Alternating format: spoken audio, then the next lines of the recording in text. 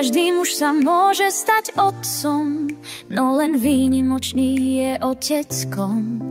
Tichý hrdina, ktorý mení svet takto, že miluje svoju rodinu, môj tato.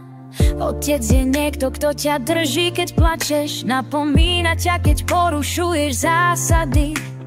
Pýchou žiari, keď uspeješ, a verí v teba, aj keď sa ti nedarí. Za každú lekciu, za každý úsmev ďakujem, otec, si môj celý svet.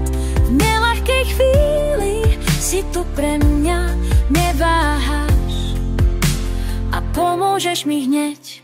Ocko, si môj maják, čo svieti aj v najtmavšej noci. V tvojich očiach vidím hrdosť, v tvojom objatí silu leva. Si ten, kto dáva mi korene pevné, aj krídla, nech letím vysoko. No vždy si pripravený čakať, keby som padla hlboko. Za každú lekciu, za každý úsmev ďakujem, otec, si môj celý svet. V neľahkej chvíli si tu pre mňa, neváhaš a pomôžeš mi hneď.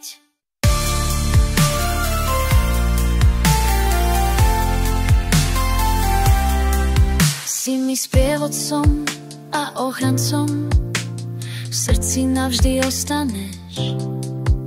Si základ môjho sveta, vzor, láska k tebe nikdy nevyhasne. Tatík môj, ruky máš drsné od tvrdej práce, no jemné láskou výchova je dokazom. Ďakujem ti, otec, za všetko, je mi cťou byť tvojim dieťačom.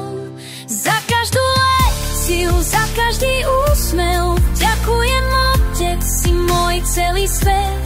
V neľahkej chvíli si tu pre mňa, neváhaš a pomôžeš mi hneď. Je jedno, či pokrvný alebo nie, otec je ten, čo vychováva s láskou. Ďakujem, lacko môj.